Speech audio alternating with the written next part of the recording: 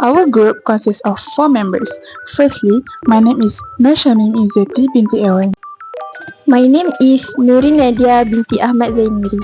My name is Anis Yasmin binti Muhammad Ali. My name is Anum Alisrai binti Mazahir.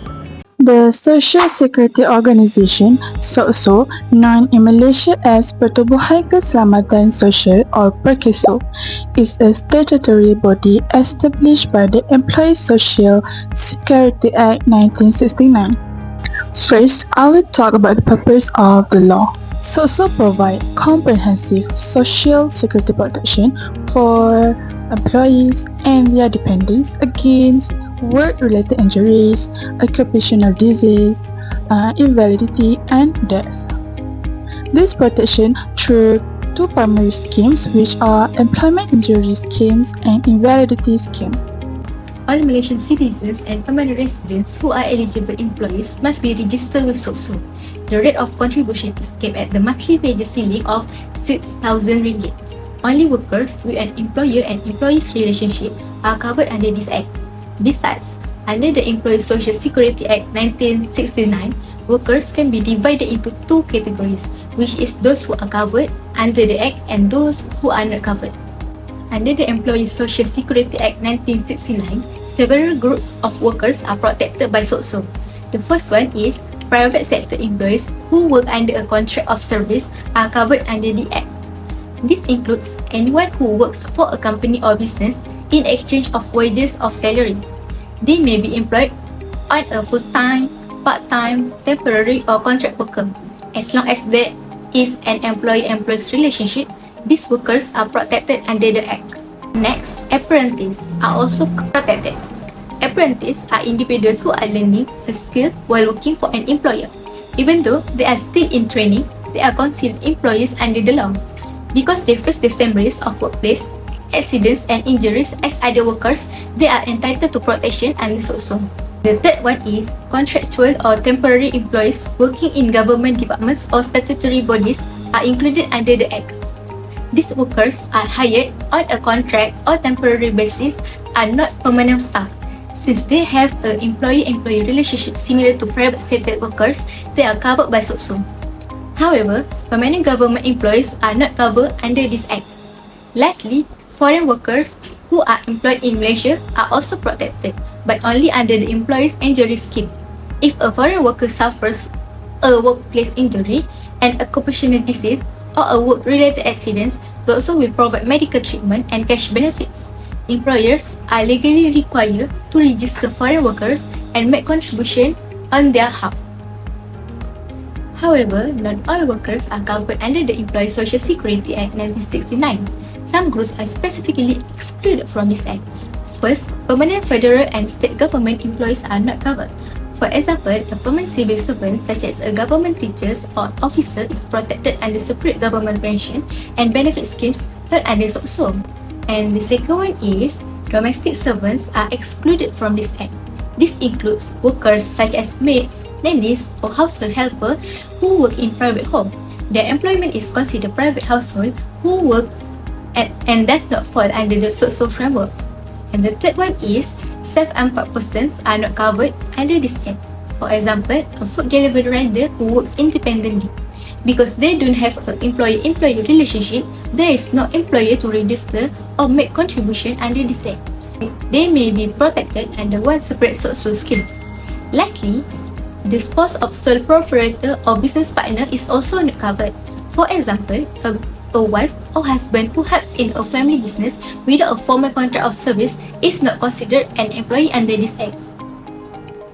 Now, let's move on to the employer's legal obligation under the Employees Social Security Act 1969. Under this act, any employer who employs one or more employees is legally responsible for registering their employees as member of the Social Security Organization, also known as SOSO. In addition, employers must ensure that mandatory contributions are paid to SOSO every month. Failure to register employees or to make the required contribution may result in prosecution and legal penalties. In terms of contribution payment, employers are required to make monthly contribution for each covered employee based on the prescribed contribution rates. For employees who are below 16 years of age, the contribution is shared between the employer and the employee. The employer contribute 1.75%, while the employee contribute 0.5% of the employee's monthly wages. For employees who are start working at 55 years old and above, the contribution is paid entirely by the employer at a rate of 1.25% of the employee's monthly wages. Under the Act, contribution for the employee injury scheme are shared between the employer and the employee, while contribution for the invalidity scheme are fully based by the employer.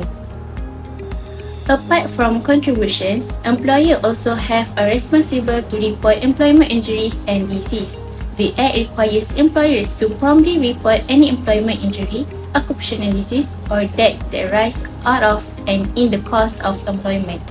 Such report must be made within 48 hours from the time the accident becomes known to the employer or the person responsible on behalf of the employer. In addition, under this Act, any employer or employee found guilty of the following offences may be liable to a fine up to 1,000 or imprisonment for up to 2 years or both. They are the types of offences that can be prosecuted. Next, I will explain regarding type of social security benefit. This Act provides two major schemes, which are employer injury scheme and invalidity scheme. Let's begin with protection for employed workers. The first benefit is the medical benefit, which provides free medical care for any employment-related injuries or occupational disease due to work-related incident. This includes provide treatment, medication, and follow-up care. Next is the temporary disablement benefit. This payment given when employee who temporarily disabled such bone fracture and is on medical leave which unable to work temporarily due to an injury will be paid 80% of employee average assumed daily wages. The third benefit is the permanent disablement benefit, which provides long-term financial compensation if the employee suffer permanent disability caused by a work injury such as eyesight or hearing loss. There is also the constant attendance allowance. This is given to employees with total permanent disability who require personal assistance in daily activity. Another benefit is physical or vocational rehabilitation. Perkeso will cover all rehabilitation costs to help the worker recover physically or learn new skill if needed.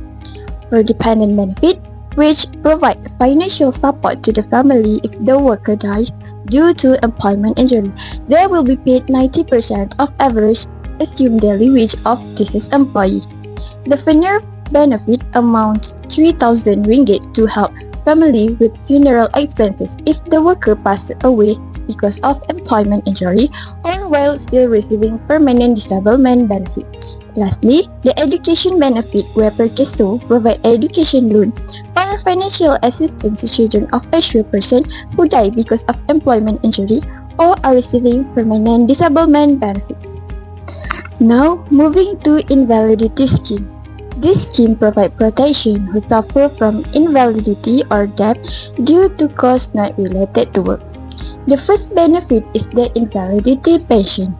This is a monthly pension given to insured persons who are certified permanently invalid or unable to earn a regular income due to their condition and not attain 16 years old at time of validity notice is received. Next is the invalidity grant, which is a lump sum payment. This is given to employees who do not qualify for a full invalidity pension because they have insufficient contribution.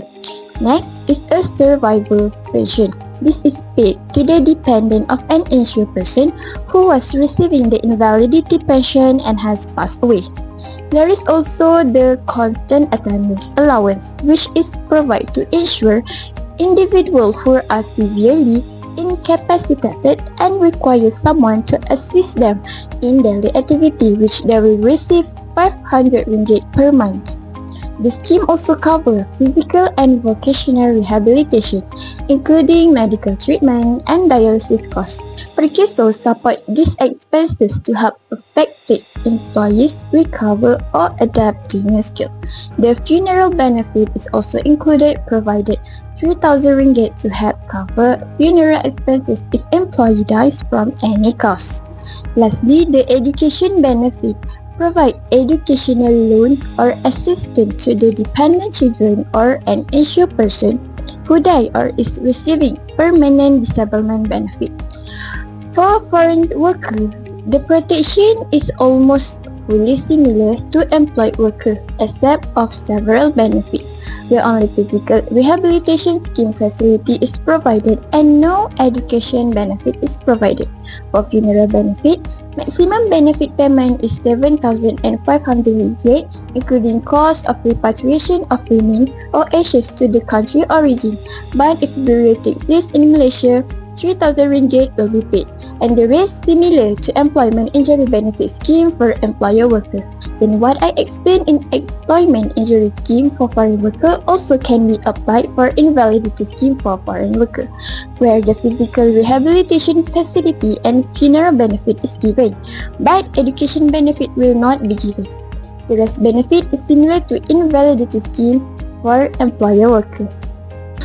The last one is to what extent SOSO achieve its purpose. Is that SOSO achieve their purpose? First, in the first half of 2024, SOSO has distributed Rm 2.9 billion to 708,089 recipients, which it shows that SOSO concern towards all affected contributors.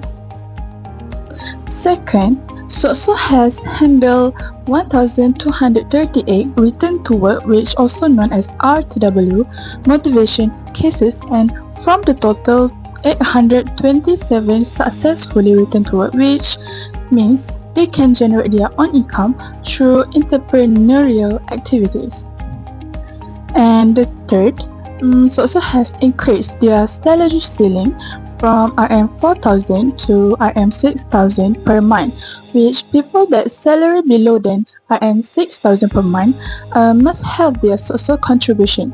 And the last one, SOSO has introduced Lindung 24/7, which this means 24 hours accident coverage for all formal sector employees can contributing to SOSO. That's all from us. Thank you for watching.